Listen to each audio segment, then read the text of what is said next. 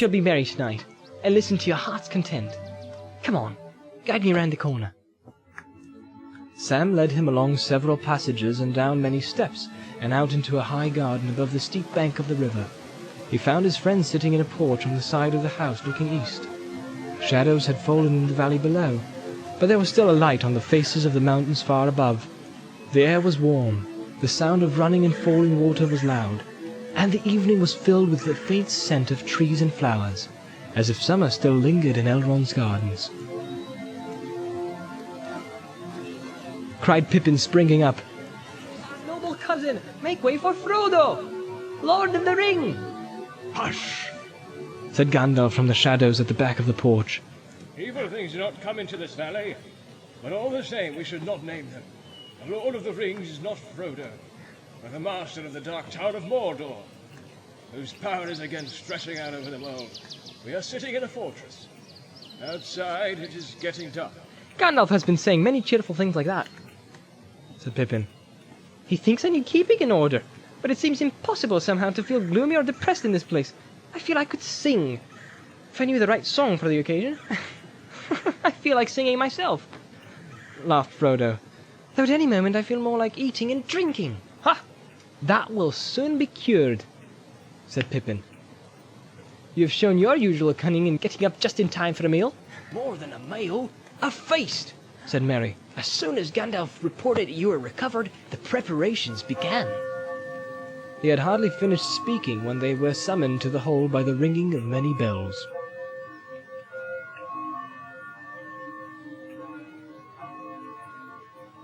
The whole of Elrond's house was filled with folk, elves for the most part, though there were few guests of other sorts.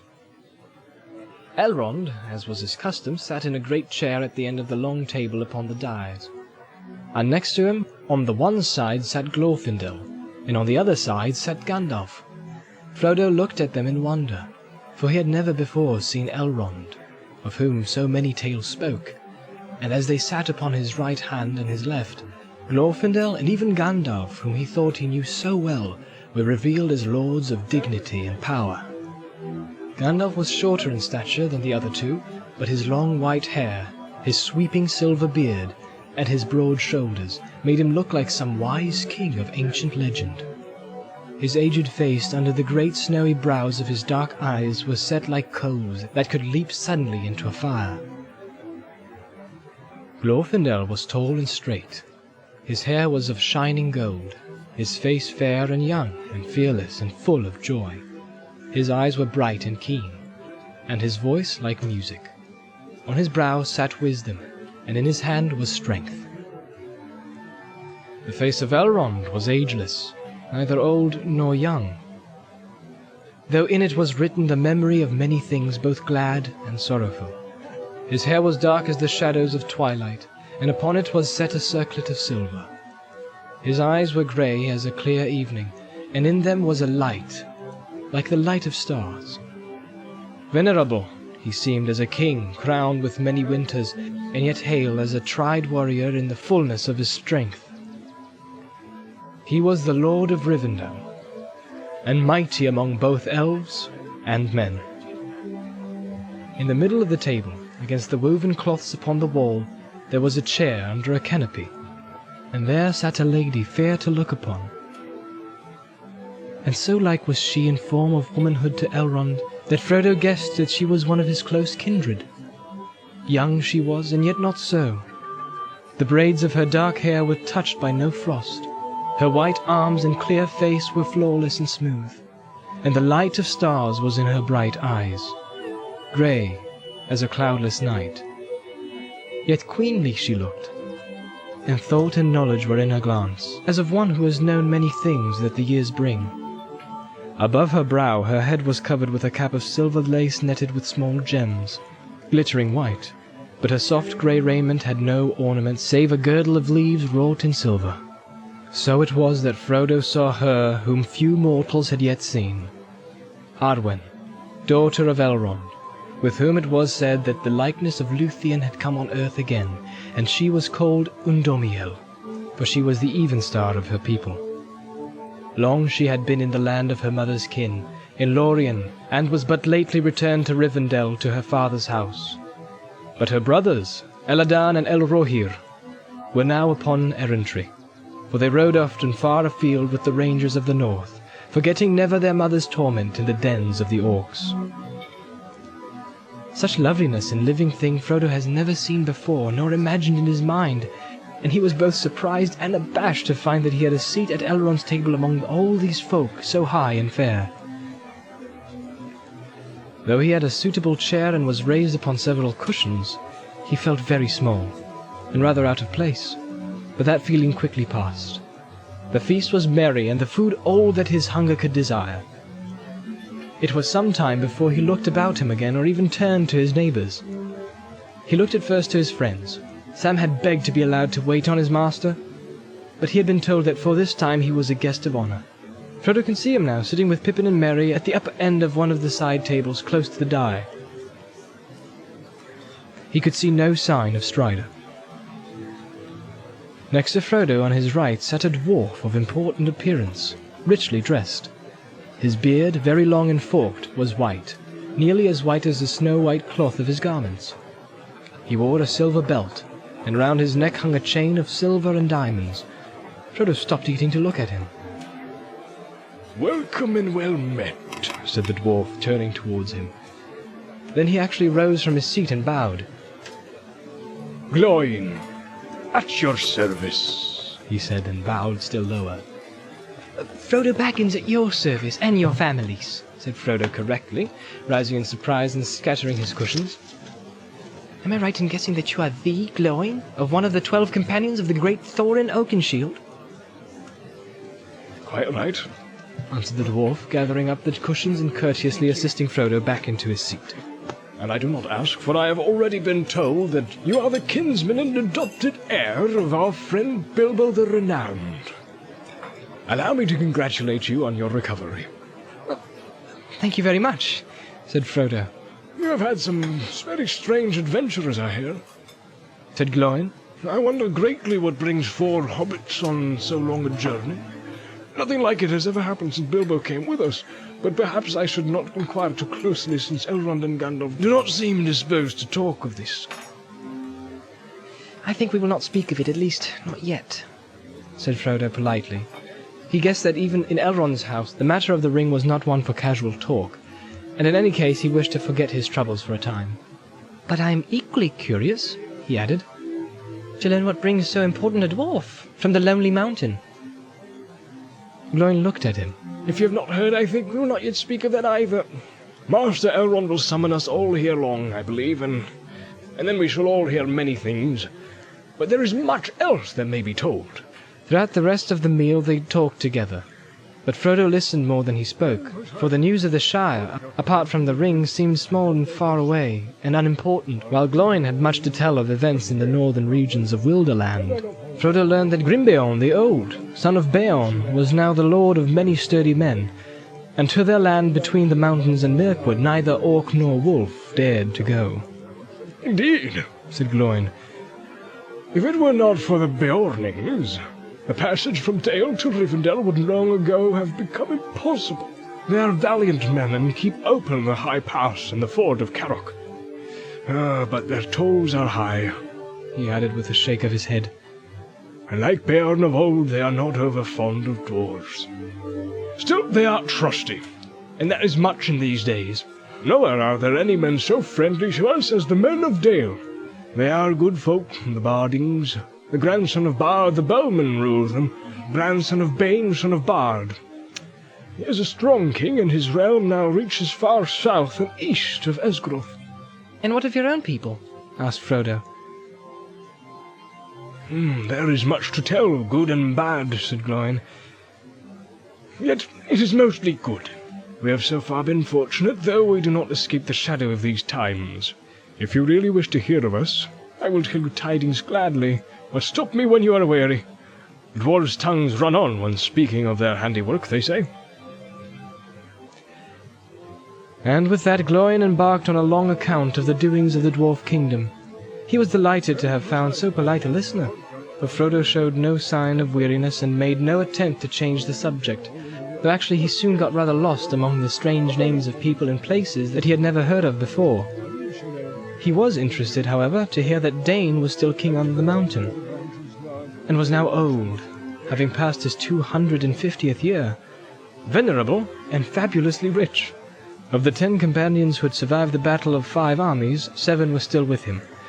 Dwalin, Gloin, Dori, Nori, Bifur, Bofor, and Bombur. Bombur was now so fat that he could not move himself from his couch to his chair and table, and it took 6 young dwarfs to lift him. "And what has become of Balin and Ori and Oin?" asked Frodo. A shadow passed over Gloin's face. "We do not know," he answered. "It is largely on account of Balin that I have come to ask the advice of those that dwell in Rivendell. But tonight let us speak of merrier things."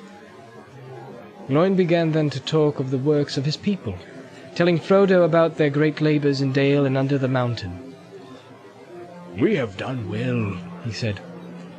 "But in metalwork we cannot rival our fathers, many of whose secrets are lost. We make good armor and keen swords, but we cannot again make mail or blade to match those that were made before the dragon came.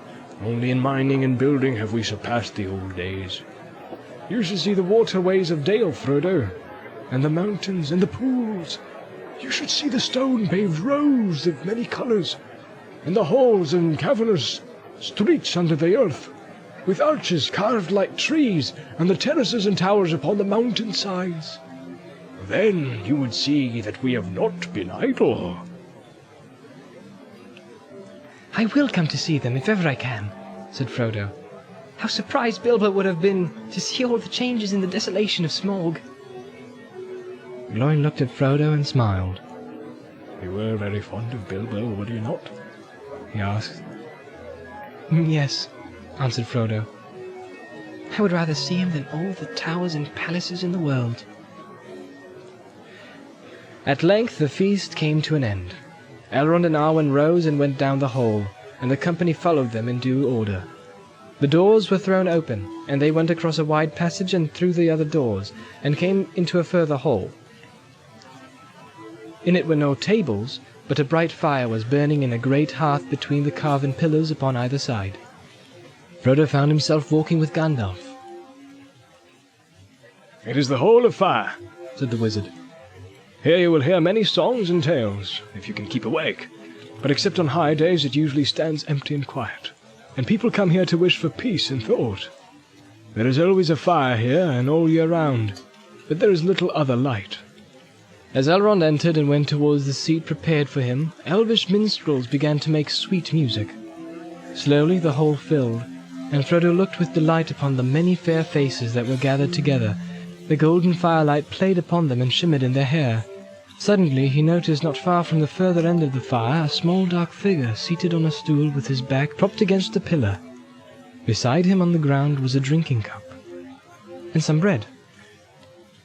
Frodo wondered whether he was ill, if people were ever ill in Rivendell, and had been unable to come to the feast.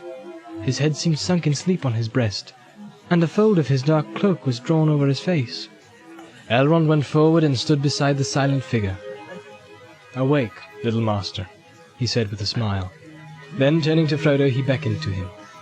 "Now at last the hour has come that you have wished for, Frodo," he said. "Here is a friend that you have long missed." The dark figure raised its head and uncovered its face. "Bilbo!" cried Frodo with sudden recognition, and he sprang forward. "Hello, Frodo, my lad," said Bilbo. "So you have got here at last. I hoped you would manage it." "Well, well. So all this feasting is in your honour, I hear. I hope you enjoyed yourself." "Why weren't you there?" cried Frodo. "And why haven't I been allowed to see you before?"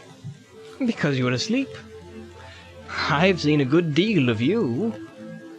I've sat at your side with Sam each day.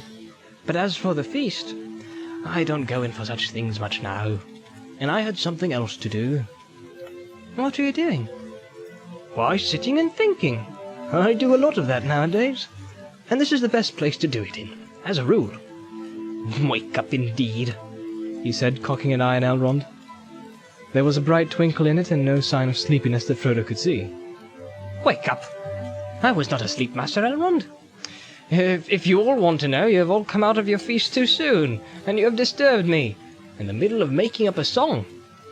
I was stuck over a line or two, and I was thinking about them, but now I don't suppose I shall ever get them right. There will be such a deal of singing that the ideas will be driven clean out of my head. I shall have to get my friend the Dunedain to help me. Where is he? Elrond laughed. He shall be found, he said. Then you two shall go in a corner and finish your task, and we will hear it and judge it before we end our merrymaking. Messengers were sent to find Bilbo's friend, though none knew where he was, or why he had not been present at the feast. In the meanwhile, Frodo and Bilbo sat side by side, and Sam came quickly and placed himself near them. They talked together in soft voices, oblivious of the mirth and music in the hall about them. Bilbo had not much to say for himself. When he had left Hobbiton, he had wandered off aimlessly, along the road or in the country on either side, but somehow he had steered all the time towards Rivendell. I got here without much adventure, he said. And after a rest, I went on with the dwarves to Dale, my last journey. I shan't travel again.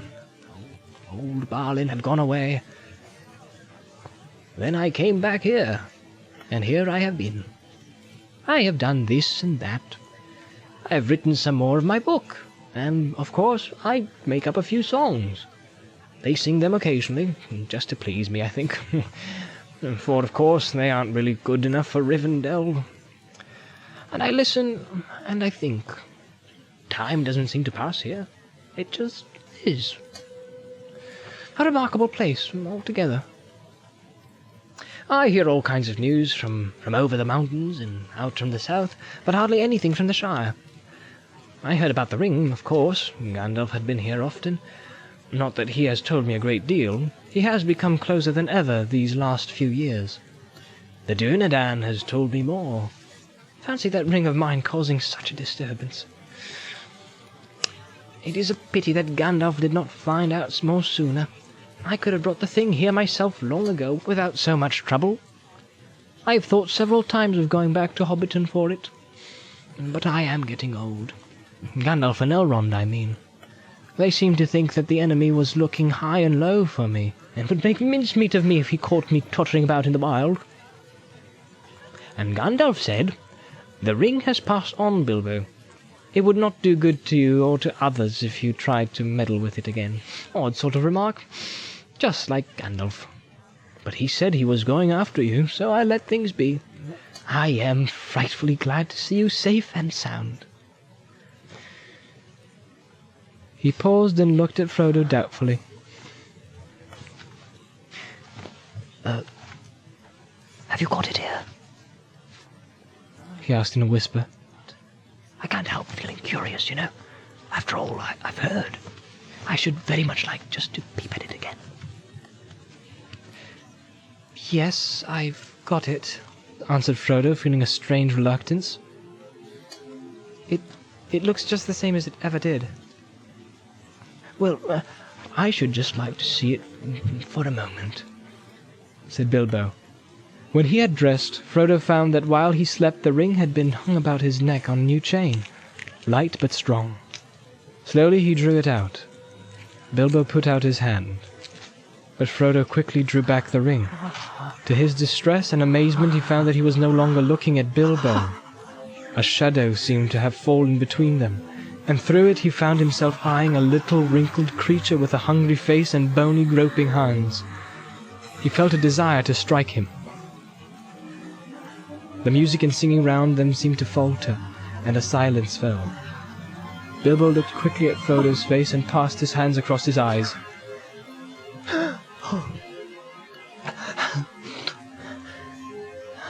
I understand now, he said. Put it away. I am sorry. Sorry you've come in for this burden.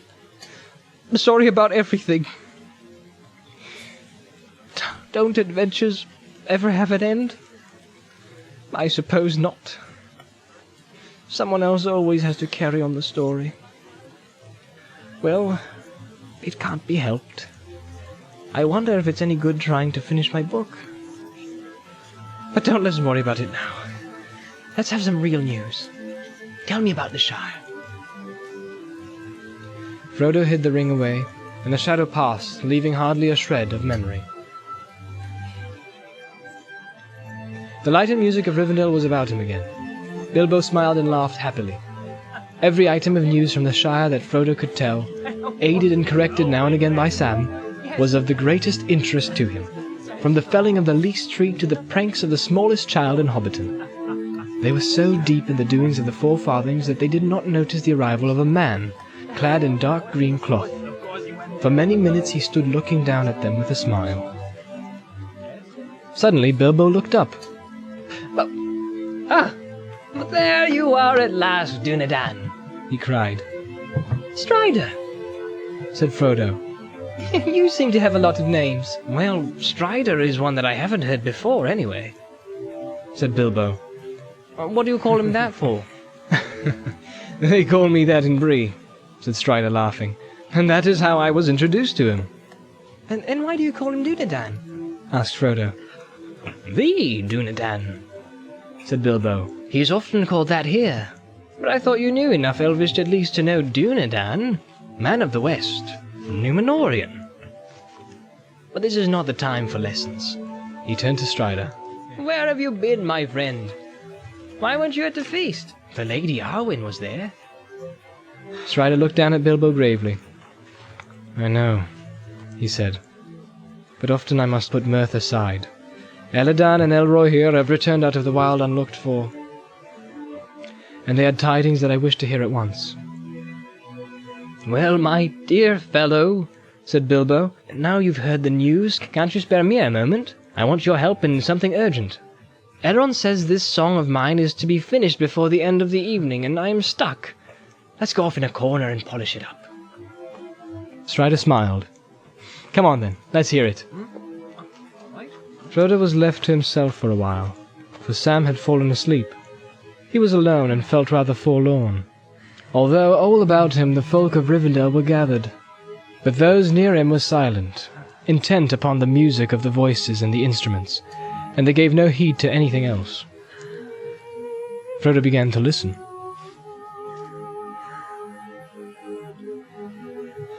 At first the beauty of the melodies and of the interwoven words in elven tongues, even though he understood them little, held him in a spell as soon as he began to attend to them. Almost it seemed that the words took shape, and visions of far lands and bright things that he had never yet imagined opened out before him. And the firelit whole became like a golden mist above seas of foam that sighed upon the margins of the world.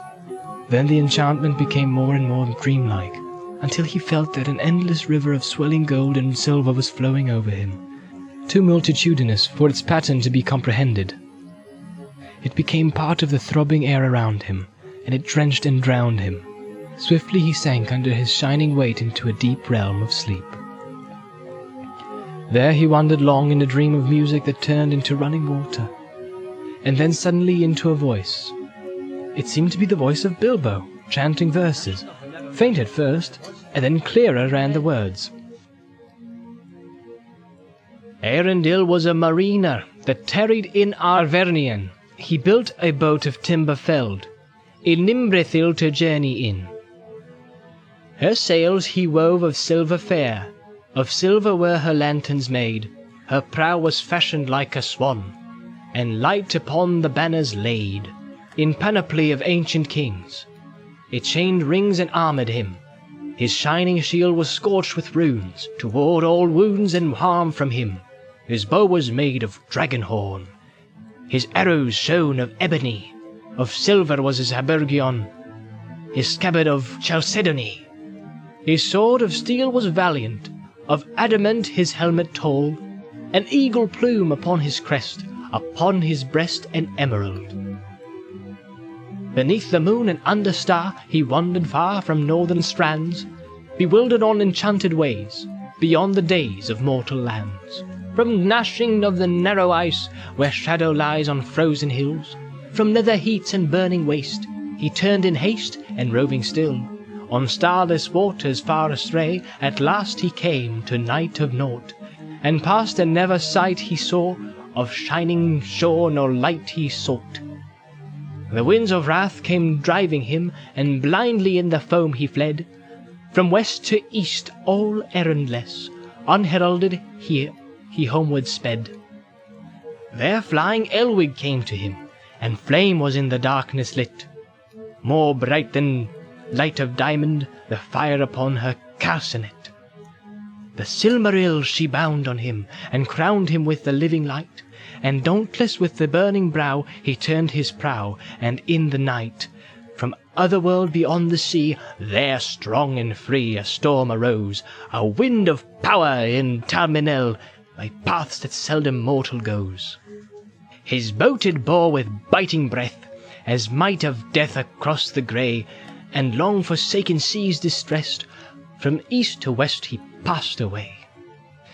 Through ever night he back was borne, on black and roaring waves that ran, ere the leagues unlit and founded shores, that drowned before the days began, until he heard on strands of pearl, where ends the world the music long, where ever foaming billows roll, the yellow gold and jewels won.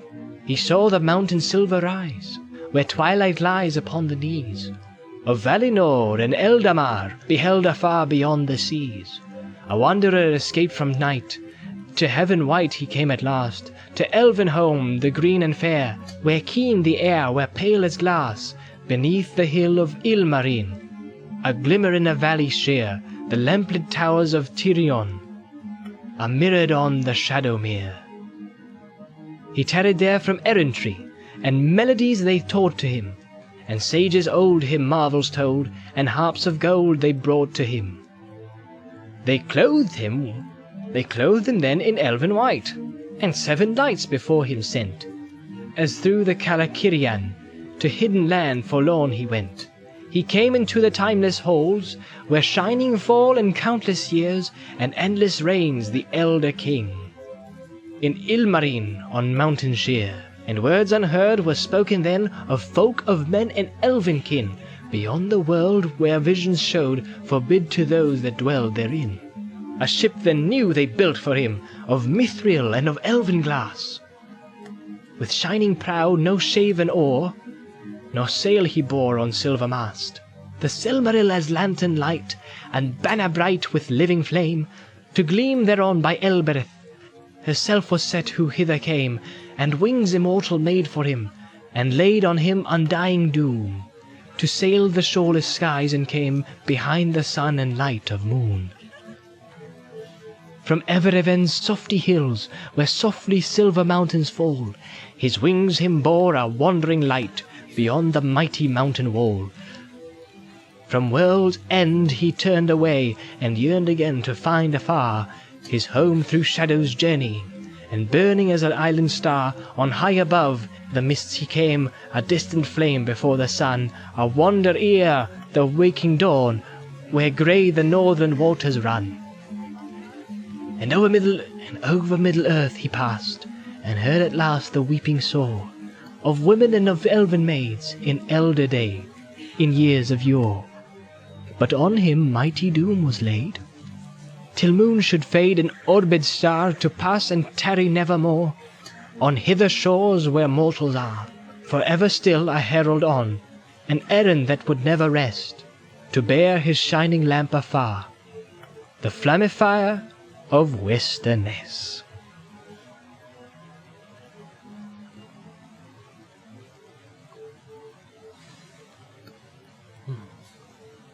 The chanting ceased. Frodo opened his eyes and saw that Bilbo was seated on his stool in a circle of listeners, who were smiling and applauding. "Now we had better have it again," said an elf. Bilbo got up and bowed. "Oh, I am flattered, Lindir," he said, "but it would be too tiring to repeat it all."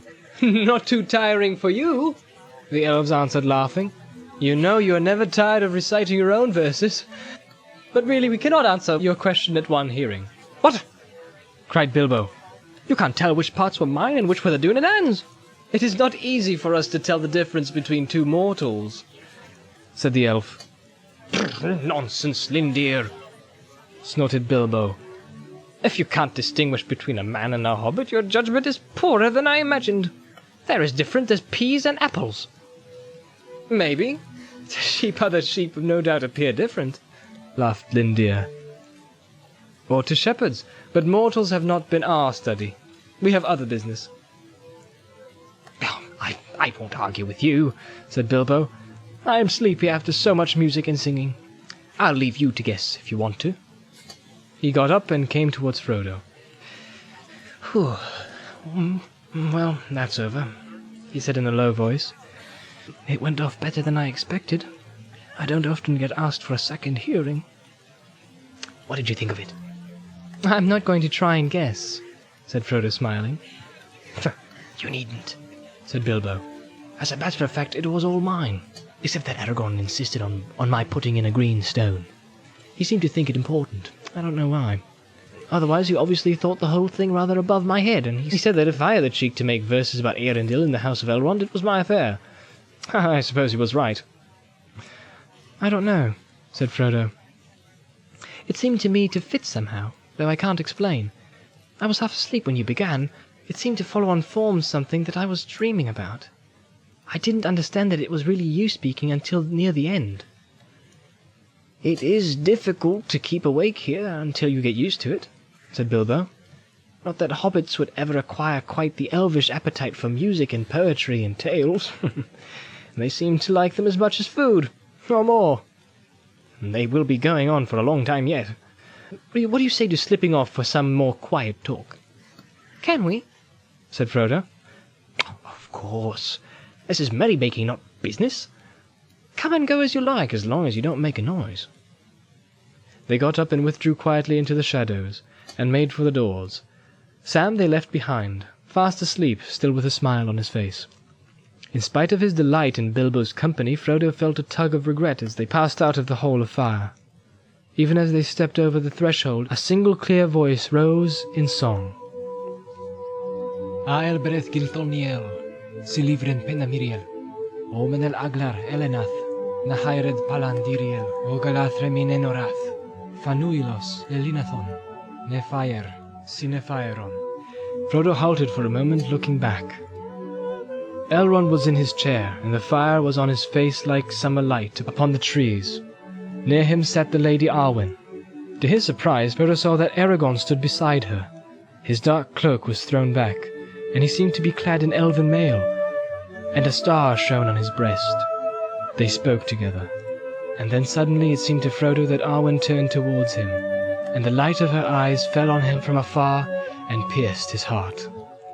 He stood still, enchanted, while the sweet syllables of the elvish song fell like clear jewels of blended word and melody. It is a song of Elbereth, said Bilbo. They will sing that and other songs of the Blessed Realm many times tonight. Come on. He led Frodo back to his own little room. It opened onto the gardens and looked south across the ravine of the Bruinen.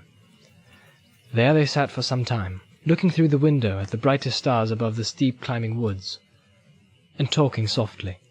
They spoke no more of the small news of the Shire far away, nor of the dark shadows and perils that encompassed them, but of the fair things they had seen in the world together, of the elves, of the stars, of trees, and the gentle fall of the bright year in the woods. At last there came a knock on the door. "Pardon," said Sam, putting in his head. "Begging your pardon, I was just wondering if you'd be wanting anything." "And begging yours, Sam Gamgee," replied Bilbo. "I guess you mean that it is time your master went to bed." "Well, sir, there is a council early tomorrow, I hear, and he only got up today for the first time." "Quite right, Sam," laughed Bilbo. "You can trot off and tell Gandalf that he has gone to bed. Good night, Frodo." "Bless me, but it has been good seeing you again. There are no folk like hobbits, after all, for a real good talk. I'm getting very old, and I begin to wonder if I should ever live to see your chapters of our story. Good night. I'll take a walk, I think, and look at the stars of Elbereth in the garden. Sleep well."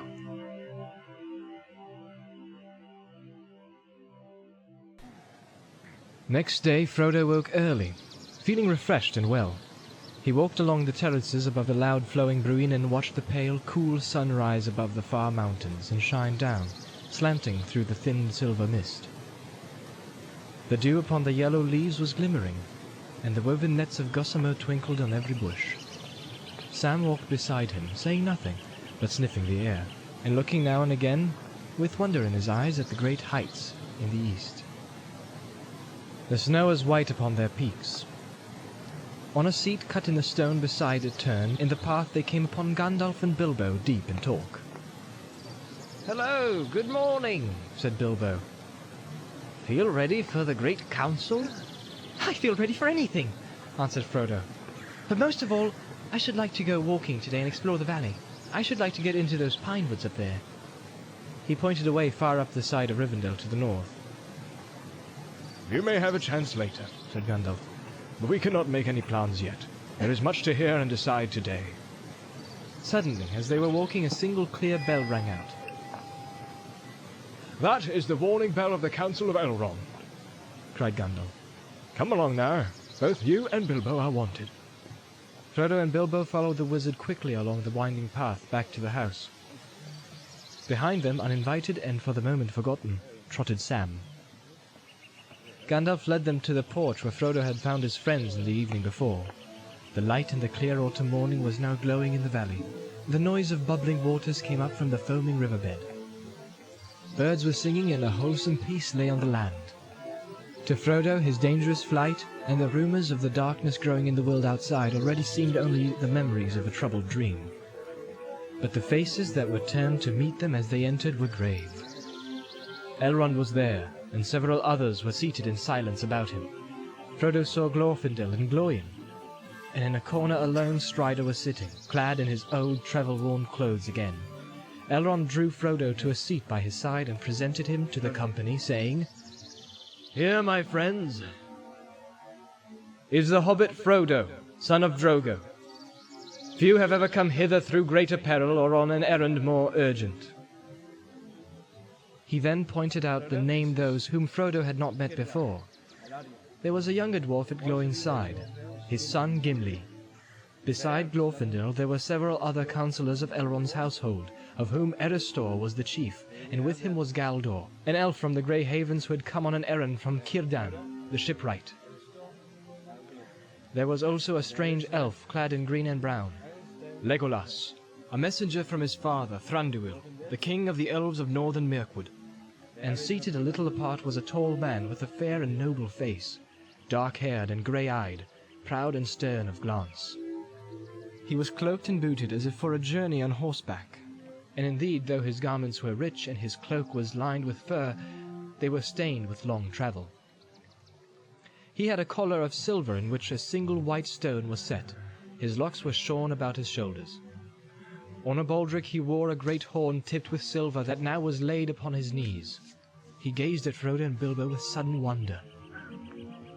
"Here," said Elrond, turning to Gandalf, "is Boromir, a man from the south. He arrived in the grey morning and seeks for counsel. I have bidden him to be present, for here his questions will be answered."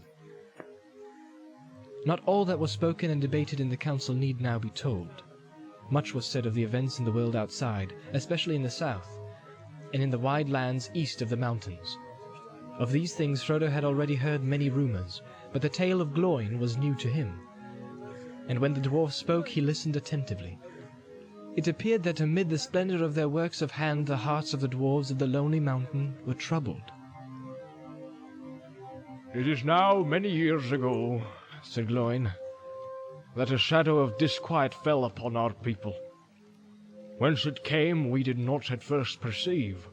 Words began to be whispered in secret. It was said that we were hemmed in a narrow place, and that greater wealth and splendor would be found in a wider world. Some spoke of Moria, and the mighty works of our father that are called in our tongue Khazad-dûm. And they declared that now at last we had the power and numbers to return." Glóin sighed. Moria, Moria, wonders of the northern world. Too deep we delved there, and woke the nameless fear. Long have his vast mansions laid empty since the children of Durin fled. But now we spoke of it again with longing, and yet with dread, for no dwarf has dared to pass the doors of Khazad-dûm for many lives of kings, save Thror only, and he perished. At last, however, Balin listened to the whispers and resolved to go, and though Dane did not leave willingly, he took with him Ori and Oin, and many of our folk, and they went away south. That was nigh on 30 days ago. For a while we had news that it seemed good. Messages reported that Moria had been entered and a great work begun there. Then there was silence. And no word has ever come from Moria since. Then about a year ago a messenger came to Dane, but not from Moria, from Mordor. A horseman in the night who called Dane to his gate. The Lord Sauron the Great, so he said, wished for our friendship. Rings he would give for it, such as he gave of old. And he asked urgently concerning hobbits, of what kind they were, and where they dwelt. For Sauron knows, said he, that one of these was once known to you at a time. At this we were greatly troubled, and we gave no answer. And then his fell voice was lowered, and he would have sweetened it if he could. As a small token only of your friendship, Sauron asks this, He said, that you should find this thief, such was his word, and get from him, willing or no, a little ring, the least of rings, that once he stole. It is but a trifle that Sauron fancies, and an earnest of your goodwill. Find it, and the 3 rings that the dwarf sires possessed of old shall be returned to you, and the realm of Moria shall be yours forever. Find only news of the thief, whether he still lives and where, and you shall have great reward and lasting friendship from the Lord. Refuse, and things will not seem so well. Do you refuse?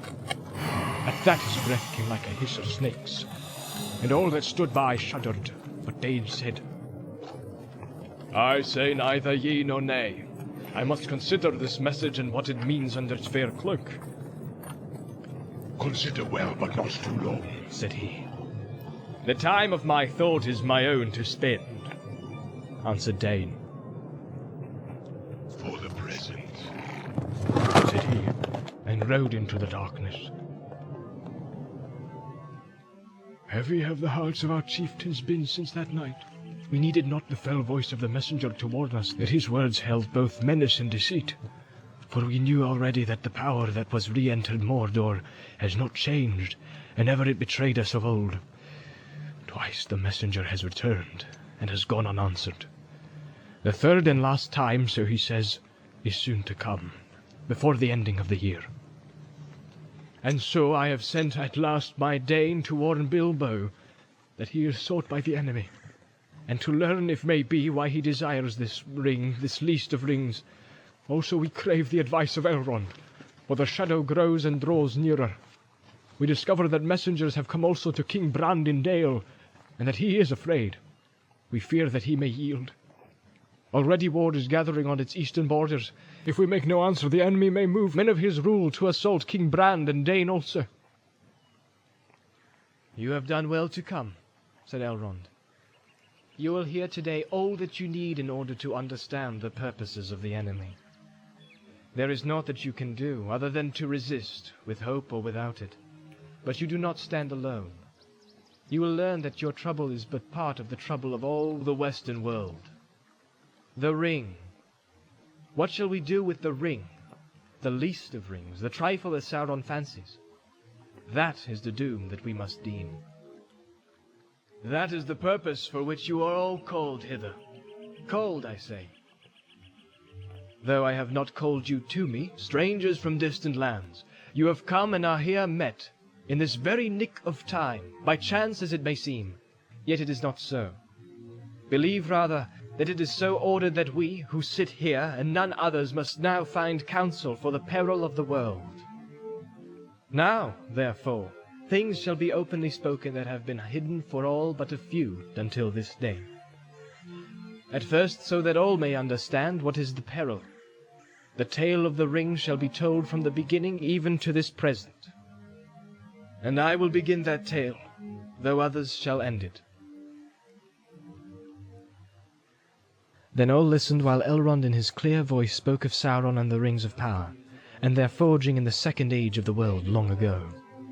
A part of his tale was known to some there, but the full tale to none, and many eyes were turned to Elrond in fear and wonder as he told of the elven smiths of Eregion and their friendship with Moria, and their eagerness for knowledge by which Sauron ensnared them. For in that time he was not yet evil to behold, and they received his aid and grew mighty in craft, whereas he learned all their secrets and betrayed them, and forged secretly in the mountain of fire the One Ring, to be their master. But Celebrimor was aware of him, and hid the three which he had made, and there was war. And the land was laid waste, and the gate of Moria was shut. Then through all the years that followed he traced the ring, but since that history is also recounted, even as Elrond himself set it down in his books of lore, it is not here recalled. For it is a long tale, full of deeds great and terrible, and briefly though Elrond spoke, the sun rode up the sky, and the morning was passing ere he ceased. Of Númenor he spoke, its glory and its fall, and the return of the kings of men to Middle-earth, out of the deeps of the sea, borne upon the wings of storm. Then Elendil the Tall and his mighty sons, Isildur and Anarion, became great lords, and the north realm they made in Arnor, and the south realm in Gondor above the mountains of Anduin. But Sauron of Mordor assailed them, and they made the last alliance of elves and men, and the host of Gil-galad and Elendil were mustered in Arnor. Thereupon Elrond paused a while and sighed.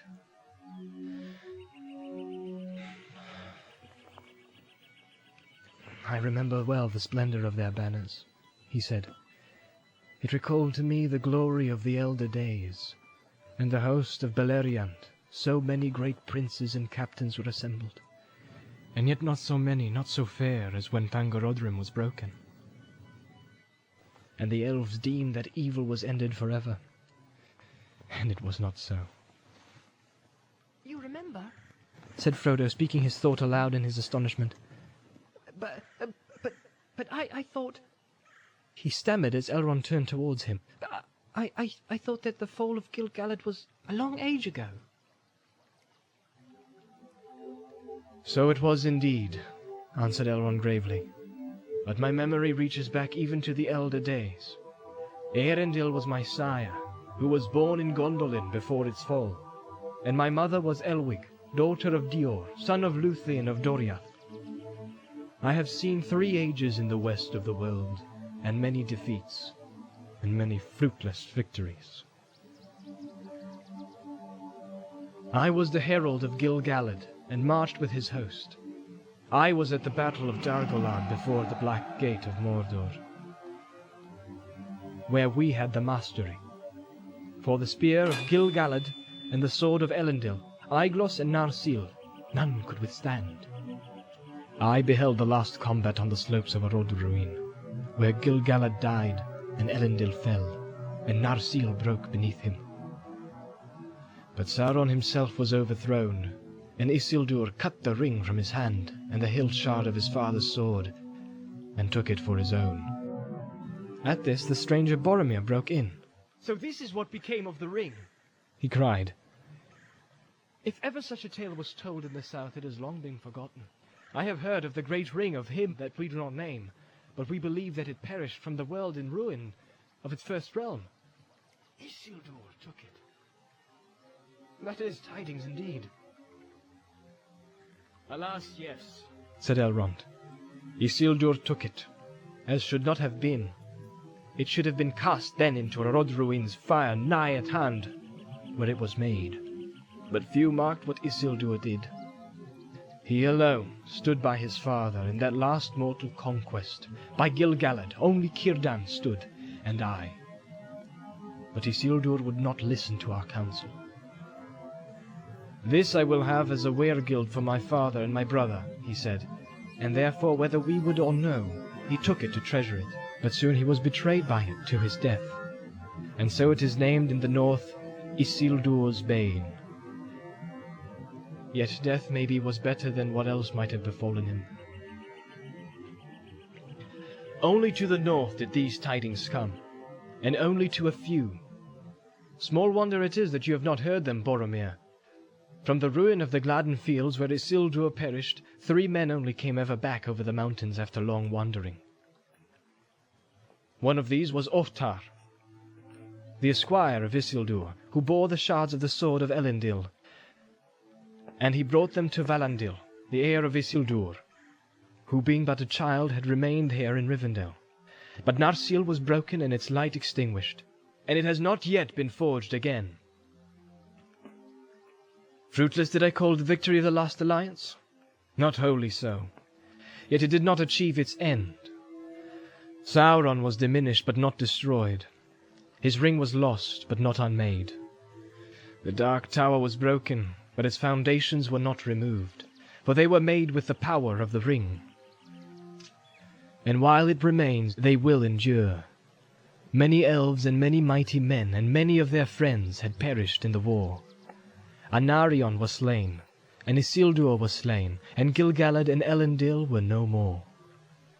Never again shall there be any such league of elves and men, for men multiply, and the firstborn decrease, and the 2 kindreds were estranged, and ever since that day the race of Númenor has decayed, and the span of their years has lessened.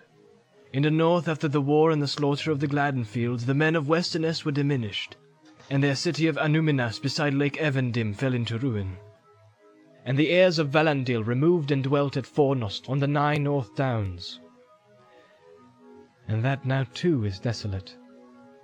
Men call it Dead Men's Dyke, and they fear to tread there, for the folk of Arnor dwindled, and their foes devoured them, and their lordship passed, leaving only green mounds in the grassy hills. In the south the realm of Gondor long endured, and for a while its splendor grew, recalling somewhat of the might of Númenor ere it fell. High towers that people built, and strong places, and havens of many ships, and the winged crown of the kings of men was held in awe by folk of many tongues. Their chief city was Osgiliath, citadel of the stars, through the midst of which the river flowed. And Minas Ithil they built, tower of the rising moon, eastward upon a shoulder of the mountains of Shadow, and westward at the feet of the White Mountains. Minas Anor they made, tower of the setting sun. There in the courts of the king grew a white tree, from the seed of that tree which Isildur brought over the deep waters, and the seed of that tree before came from Erisea, and before that out of the uttermost west in the day before days when the world was young. But the wearing of the swift years of Middle-earth, the line of Meneldil, son of Anarion, failed, and the tree withered, and the blood of the Númenorians became mingled with that of lesser men. Then the watch upon the walls of Mordor slept, and dark things crept back to Gorgoroth. And on a time evil things came forth, and they took Minas Ithil, and abode in it, and they made it into a place of dread, and it is called Minas Morgul, the Tower of Sorcery. Then Minas Anor was named anew Minas Tirith, the Tower of God, and these 2 cities were ever at war. But Osgiliath, which lay between, was deserted, and in its ruins shadows walked. So it has been for many lives of men, but the lords of Minas Tirith still fight on, defying our enemies, keeping the passage of the river from Argonath to the sea. And now the part of the tale that I shall tell is drawn to its close. For in the days of Isildur the ruling ring passed out of all knowledge, and the 3 were released from its dominion. But now, in its latter day, they are in peril once more. For to our sorrow, the one has been found. Others shall speak of its finding, for in that I played small part. He ceased, but at once Boromir stood up, tall and proud, before them. "Give me leave, Master Elrond," said he, "first to say more of Gondor. For verily from the land of Gondor I am come, and it will be well for all to know what passes there. For few, I deem, know of our deeds, and therefore guess little of their peril if we should fail at last. Believe not that in the land of Gondor the blood of Númenor is spent, nor all its pride and dignity forgotten. By our valor the wild folk of the east are still restrained, and the terror of Morgul kept at bay. And thus alone are peace and freedom maintained in the lands behind us, bulwark of the west. But if the passage of the river should be won, what then? Yet that hour maybe is not far away. The nameless enemy has arisen again. Smoke rises once more from a Rodruin that we call Mount Doom. The power of the Black Land grows, and we are hard beset. When the enemy returned, our folk were driven from Ithilien, our fair domain east of the river, though we kept a foothold there and strength of arms. But this very year, in the days of June, sudden war came upon us out of Mordor, and we were swept away. We were outnumbered, for Mordor has allied itself with the Easterlings and the cruel Haradrim. But it was not by numbers that we were defeated. A power was there that we have not felt before. Some said it could be seen, like a great black horseman, a dark shadow under the moon. Wherever he came, a madness filled our foes, but fear fell on our boldest, so that horse and man gave way and fled. Only a remnant of our eastern force came back, destroying the last bridge that still stood amid the ruins of Osgiliath. I was in that company that held the bridge, until it was cast down behind us. 4 only were saved by swimming, my brother and myself and 2 others. But still we fight on, holding all the west shores of Anduin, and those who shelter behind us give us praise, if ever they hear our name, much praise, but little help. Only from Rohan now will any men ride to us when we call. In this evil hour I have come on an errand over many dangerous leagues to Elrond. 110 days I have journeyed all alone. But I do not seek allies in war. The might of Elrond is in wisdom, not in weapons, it is said. I come to ask for counsel, and the unravelling of hard words. For on the eve of the sudden assault a dream came to my brother in a troubled sleep, and afterwards a like dream came oft to him again, and once to me. In that dream I thought the eastern sky grew dark, and there was a growing thunder. But in the west a pale light lingered, and out of it I heard a voice, remote but clear, crying, "Seek for the sword that was broken. In Imladris it dwells. There shall be counsels taken, stronger than Morgul's spells. There shall be shown a token that doom is near at hand, for Isildur's bane shall awaken, and the halfling forth shall stand." Of these words we could understand little, and we spoke to our father, Denethor, Lord of Minas Tirith, wise in the lore of Gondor. This only would he say, that Imladris was of old the name among the elves for a far northern dale, where Elrond the half-elven dwelled, greatest of lore-masters. Therefore my brother, seeing how desperate was our need, was eager to heed the dream and seek for Imladris. But since the way was full of doubt and danger, I took the journey upon myself. Loth was my father to give me leave, and long have I wandered by roads forgotten, seeking the house of Elrond, of which many had heard, but few knew where it lay. And here in the house of Elrond more shall be made clear to you, said Aragorn, standing up. He cast his sword upon the table that stood before Elrond, and the blade was in 2 pieces. Here is the sword that was broken. And who are you? And what have you to do with Minas Tirith? Asked Boromir, looking in wonder at the lean face of the ranger and his weather-stained cloak. He is Aragorn, son of Arathorn, said Elrond, and he is descended through many fathers from Isildur, Elendil's son of Minas Ithil. He is the chief of the Dunedain in the north, and few are now left of that folk. Then it belongs to you and not to me at all, cried Frodo in amazement, springing to his feet as if he expected the ring to be demanded at once. It does not belong to either of us, said Aragorn, but it has been ordained that you should hold it for a while. Bring out the ring, Frodo, said Gandalf solemnly. The time has come. Hold it up, and then Boromir will understand the remainder of his riddle. There was a hush, and all turned their eyes on Frodo, He was shaken by a sudden shame and fear, and he felt a great reluctance to reveal the ring, and a loathing of its touch. He wished he was far away. The ring gleamed and flickered as he held it up before them in his trembling hand. "Behold, Isildur's bane," said Elrond. Boromir's eyes glinted as he gazed at the golden thing. "The halfling," he muttered. "Is then the doom of Minas Tirith come at last? But why then should we seek a broken sword?" "The words were not the doom of Minas Tirith," said Aragorn. "But doom and greater deeds are indeed at hand. For the sword that was broken is the sword of Elendil that broke beneath him when he fell. It has been treasured by his heirs when all other heirlooms were lost, for it was spoken of old among us that it should be made again when the ring, Isildur's bane, was found. Now you have seen the sword that you have sought. What would you ask? Do you wish for the house of Elendil to return to the land of Gondor?" "I was not sent to beg any boon, but to seek only the meaning of a riddle," answered Boromir proudly. "Yet we are hard-pressed, and the sword of Elendil would be a help beyond our hope, if such a thing indeed could be returned from the shadow of the past." He looked again at Aragorn, and doubt was in his eyes. Frodo felt Bilbo stare impatiently at his side. Evidently he was annoyed on his friend's behalf. Standing suddenly up, he burst out. "All that is gold does not glitter. Not all those who wander are lost.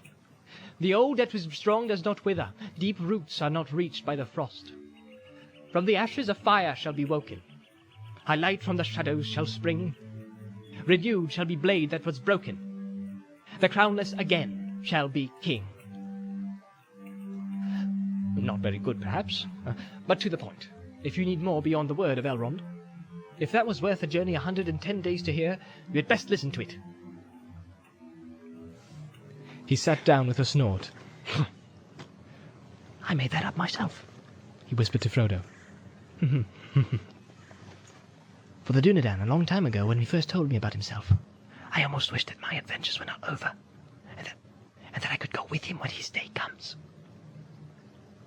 Aragorn smiled at him, and then turned to Boromir again. "For my part, I forgive your doubt," he said. "Little do I resemble the figures of Elendil and Isildur as they stand carven in their majesty in the halls of Denethor. I am but the heir of Isildur, not Isildur himself. I have had a hard life, and the leagues that lie between here and Gondor are a small part in the count of my journeys. I have crossed many mountains and many rivers, and trodden many plains, even to the far countries of Rhûn and Harad, where the stars are strange. But my home, such as I have, is in the north. For here the heirs of Valandil have ever dwelt in long line unbroken from father unto son for many generations.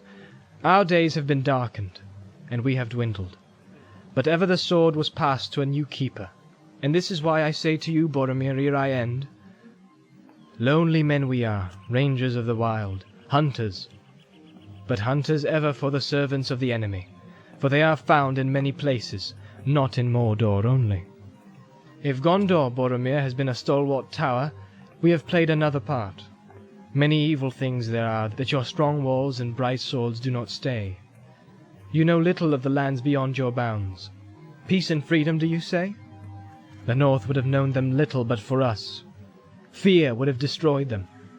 But when dark things come from the houseless hills, or creep from sunless woods, they fly from us. What roads would any dare to tread? What safety would there be in quiet lands, or in the homes of simple men at night, if the Dunedain were asleep, or were all gone into the grave?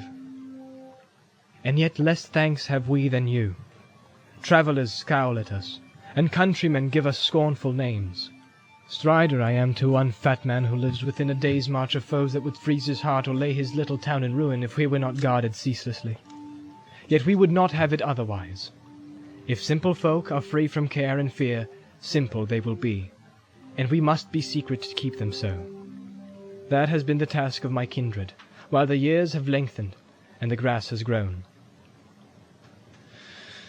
But now the world is changing once again. A new hour comes. Isildur's bane is found. Battle is at hand. The sword shall be reforged. I will come to Minas Tirith. Isildur's bane is found, you say, said Boromir. I have seen a bright ring in the halfling's hand, but Isildur perished ere this age the world began, they say. How do the wise know that this ring is his? And how has it passed down the years until it's brought hither by so strange a messenger? That shall be told, said Elrond. But not yet, I beg, master, said Bilbo. Already the sun is climbing to noon, and I feel the need of something to strengthen me. I had not named you, said Elrond, smiling. But I do so now. Come, tell us your tale. And if you have not yet cast your story into verse, you may tell it in plain words. The briefer, the sooner shall you be refreshed. Very well, said Bilbo. I will do as you bid. But I will now tell the true story, and if some here have heard me tell it otherwise, he looked sidelong at Gloin. I ask them to forget it and forgive me. I only wish to claim the treasure as my very own in those days, and to be rid of the name of thief that was put on me. But perhaps I understand things a little better now. Anyway, this is what happened. To some there, Bilbo's tale was wholly new, and they listened with amazement while the old hobbit, actually not at all displeased, recounted his adventure with Gollum, at full length. He did not omit a single riddle. He would have given also an account of his party and disappearance of the Shire, if he had been allowed, but Elrond raised his hand. Well told, my friend, he said. But that is enough at this time. For the moment it suffices to know that the ring passed to Frodo, your heir. Let him now speak. Less willingly than Bilbo, Frodo told of all his dealings with the ring from the day that it passed into his keeping. Every step of his journey from Hobbiton to the ford of Bruinen was questioned and considered, and everything that he could recall concerning the Black Riders was examined. At last he sat down again. Not bad, Bilbo said to him. You would make a good story of it, if they hadn't kept on interrupting. I tried to make a few notes, but we shall have to go over it all again together sometime, if I am to write it up. There are whole chapters of stuff before you even got here. Yes, it made quite a long tale, answered Frodo. But the story still does not seem complete to me. I still want to know a good deal, especially about Gandalf. Galdor of the Havens, who sat nearby, overheard him. You speak for me also, he cried, and turning to Elrond he said, The wise may have good reason to believe that the halfling's trove is indeed the great ring of long debate, unlikely though that may seem to those who know less. But may we not hear some proofs? And I would ask this also, what of Saruman? He is learned in the lore of the rings, yet he is not among us. What is his counsel if he knows the things that we have heard? The question you ask, Galdor, are bound together, said Elrond. I had not overlooked them, and they shall be answered. But these things it is the part of Gandalf to make clear, for it is the place of honour, and in all this matter he has been the chief. Some, Galdor, said Gandalf, would think the tidings of Gloin and the pursuit of Frodo proof enough that the halfling's trove is a thing of great worth to the enemy. Yet it is a ring. What then? The 9 the Nazgul keep, the 7 are taken or destroyed. At this Gloin stirred, but did not speak. The 3 we know of. What then is this one that he desires so much? There is indeed a wide waste of time between the river and the mountain, between the loss and the finding, but the gap in the knowledge of the wise has been filled at last, yet too slowly, for the enemy has been close behind, closer even than I feared. And well it is that not until this year, this very summer as it seems, did he learn the full truth. Some here will remember that many years ago I myself dared to pass the doors of the necromancer in Dol Guldur, and secretly explored his ways, and found thus that our fears were true. He was none other than Sauron, our enemy of old, at length taking shape and power again. Some, too, will remember also that Saruman dissuades us from open deeds against him, and for long we watched him only. Yet at last, as his shadow grew, Sauron yielded, and the council put forth its strength and drove the evil out of Mirkwood. and that was the very year of the finding of the ring. A strange chance, if chance it was. But we were too late, as Elrond foresaw. Sauron also had watched us, and he had long prepared against our stroke, governing Mordor from afar through Minas Morgul, where his 9 servants dwelt until all was ready. Then he gave way before us, but only feigned to flee, and soon after came to the Dark Tower and openly declared himself. Then for the last time the council met, for now we had learned that he was seeking ever more eagerly for the One. We feared then that he had some news of it that we knew nothing of, but Saruman said nay, and repeated what he had said to us before, that the One would never again be found in Middle-earth. At the worst, said he, our enemy knows that we have it not, and that it still is lost. But what was lost may yet be found, he thinks. Fear not, his hope will cheat him. Have I not earnestly studied this matter? Into Anduin the Great it fell, and long ago while Sauron slept it was rolled down into the river to the sea. There let it lie until the end. Gandalf fell silent, gazing eastward from the porch to the far peaks of the misty mountains, at whose great roots the peril of the world had so long laid hidden. He sighed. There I was at fault, he said. I was lulled by the words of Saruman the Wise. We were all at fault, said Elrond, and but for your vigilance the darkness maybe would already be upon us. But say on.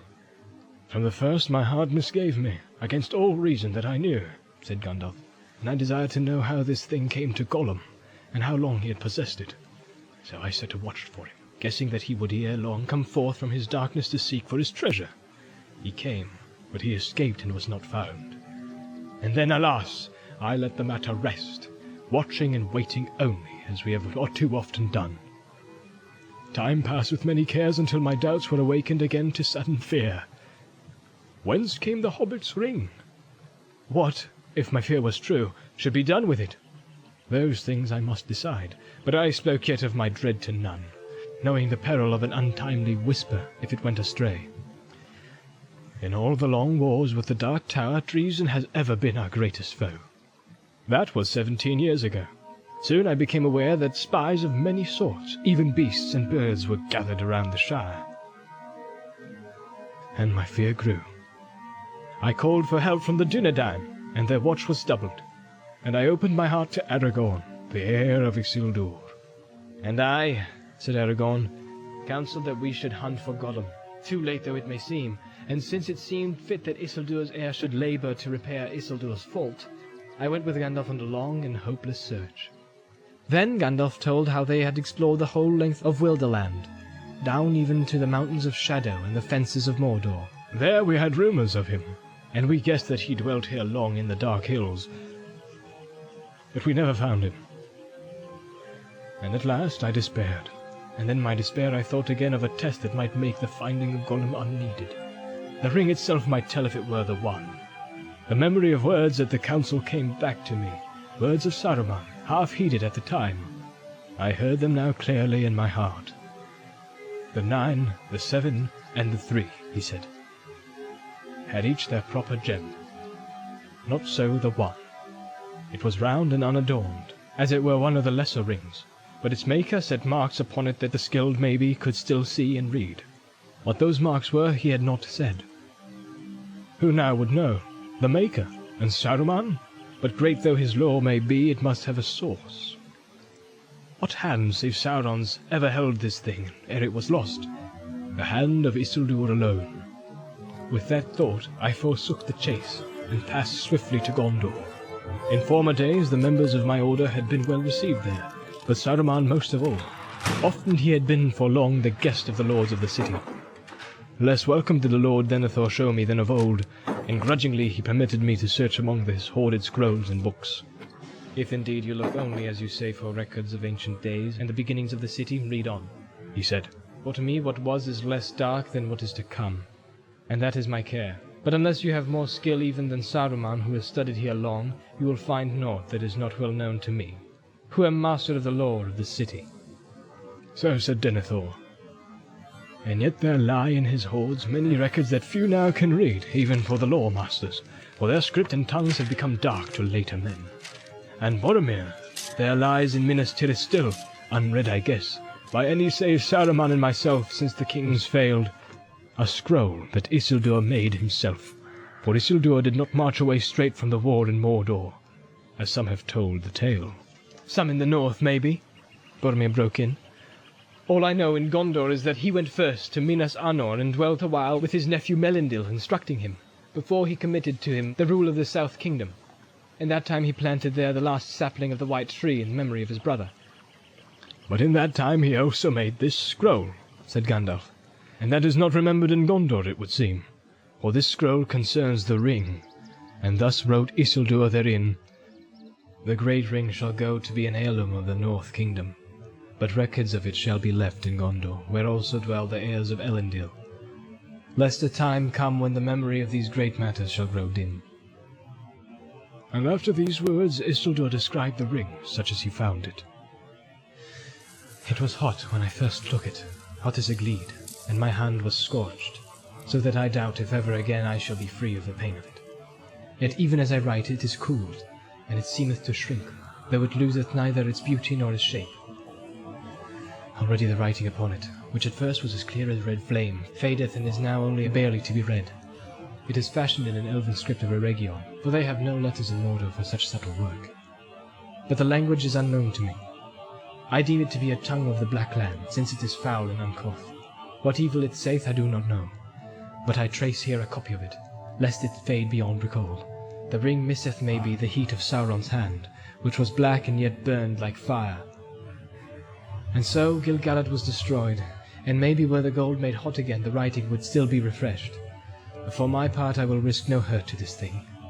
Of all the works of Sauron the only fair. It is precious to me, though I buy it with great pain." When I read these words my quest was ended, for the traced writing was indeed as Isildur guessed, in the tongue of Mordor and the servants of the Tower. And what was said therein was already known.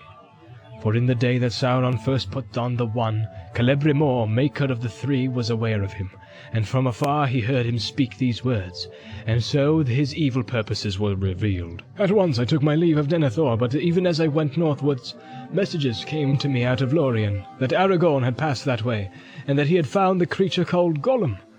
Therefore I went first to meet him and hear his tale.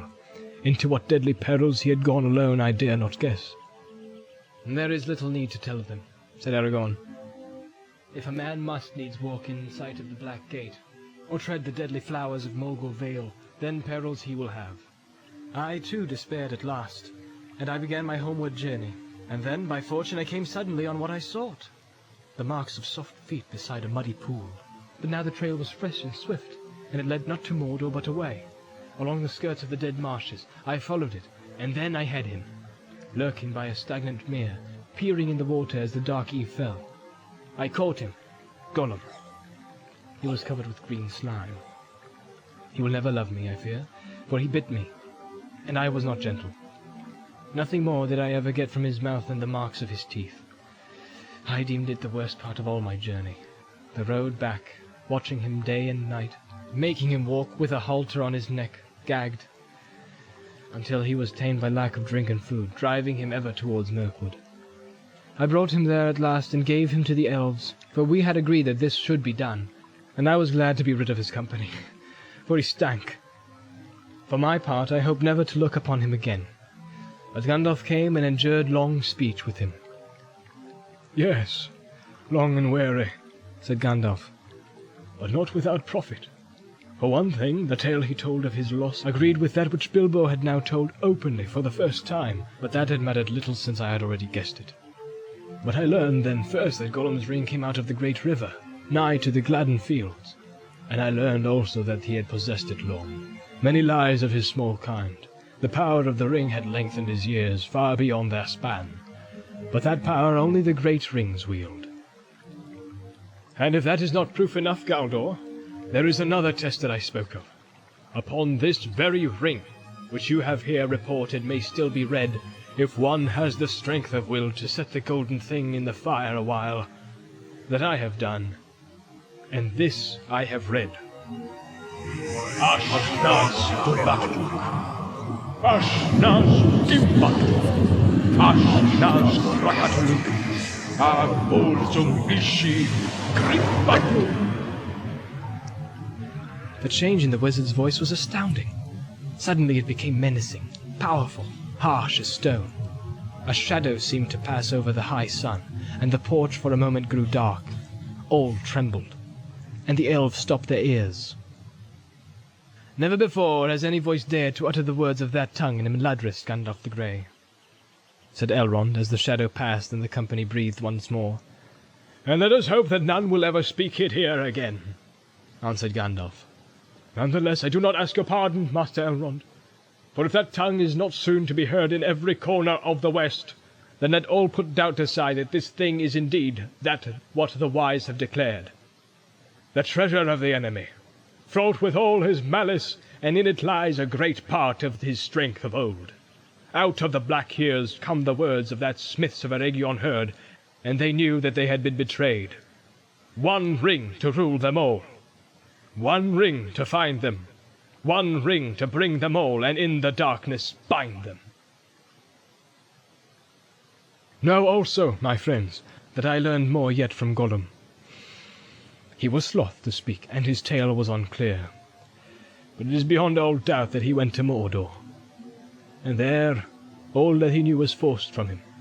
Thus the enemy knows now that the one is found, and it was long in the Shire, and since his servants have pursued it almost to our door, he soon will know.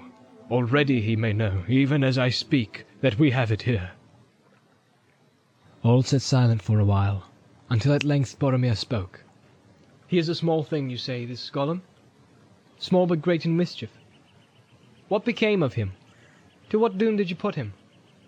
"He is in prison, no worse," said Aragorn. "He had suffered much. There is no doubt that he was tormented, and the fear of Sauron lies black on his heart. Still, I am glad that he is safely kept by the watchful elves of Mirkwood. His malice is great, and gives him a strength hardly to be believed in one so lean and withered.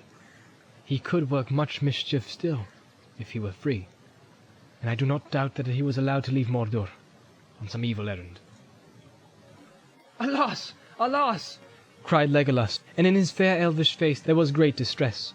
"The tidings that I was sent to bring must now be told. They are not good, but only here have I heard now how evil they may seem to this company. Smeagol, who is now called Gollum, has escaped," cried Aragorn.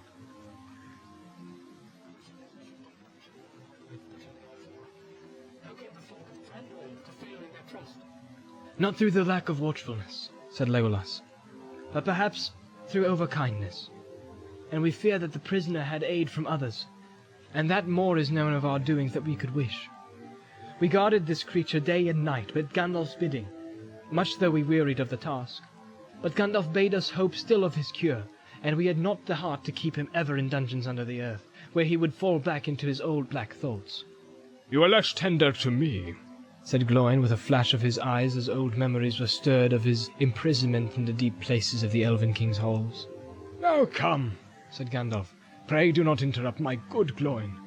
That was a regrettable misunderstanding, long set right. If all the grievances that stand between elves and dwarves are to be brought up here, we may as well abandon this council." Gloin rose and bowed, and Legolas continued. "In the days of fair weather we led Gollum through the woods, and there was a high tree standing alone, far from the others, which he liked to climb. Often we let him mount up to the highest branches until he felt the free wind, but we set a guard at the tree's foot. One day he refused to come down, and the guards had no mind to climb after him. He had learned the trick of clinging to boughs with his feet, as well as with his hands, so they sat by the tree far into the night. It was that very night of summer, yet moonless and starless, that orcs came on us at unawares. We drove them off after some time. They were many and fierce, but they came from over the mountains and were unused to the woods. When the battle was over, we found that Gollum was gone, and his guards were slain or taken. It then seemed plain to us that the attack had been made for his rescue, and that he knew of it beforehand. How that was contrived we cannot guess, but Gollum is cunning, and the spies of the enemy are many. The dark things that were driven out of the year of the dragon's fall have returned in greater numbers, and Mirkwood is again an evil place, save where our realm is maintained. We have failed to recapture Gollum. We came on his trail among those of many orcs, and it plunged deep into the forest going south. But ere long it escaped our skill, and we dared not continue the hunt, for we were drawing nigh to Dol Guldur, and that is a very evil place. We do not go that way. Well, well, he is gone, said Gandalf. We have no time to seek for him again. We must do what we will, but he may play a part yet that neither he nor Sauron have foreseen. And now I will answer Galdor's other questions. What of Saruman? What are his counsels to us in this need? This tale I must tell in full, for only Elrond has heard it yet, and that in brief. But it will bear on all that we must resolve. It is the last chapter in the tale of the ring, so far as it has yet gone. At the end of June I was in the Shire, but a cloud of anxiety was on my mind, and I rode to the southern borders of the little land. For I had a foreboding of some danger, still hidden from me but drawing near. There messages reached me telling me of war and defeat in Gondor, and when I heard of the Black Shadow, a chill smote my heart. But I found nothing save a few fugitives from the south, yet it seemed to me that on them sat a fear of which they would not speak. I turned then east and north, and journeyed along the Greenway, and not far from Bree I came upon a traveller, sitting on a bank beside the road with his grazing horse beside him. It was Radagast the Brown, who at one time dwelt at Roscobel, near the borders of Mirkwood. He is one of my order, but I had not seen him for many a year. "Gandalf!" he cried. "I was seeing you, but I am a stranger in these parts. All I knew was that you might be found in the wild region with the uncouth name of Shah." "Your information was correct," I said. "But do not put it that way. If you meet any of the inhabitants, you are near the borders of the Shah now. And what do you want with me? It must be pressing. You were never a traveller unless driven by great need."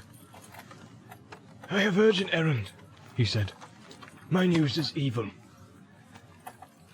Then he looked about him, as if the hedges might have ears. "Nazgul," he whispered. "The Nine are abroad again. They've crossed the river secretly and are moving westward. They have taken the guise of riders in black." I knew then what I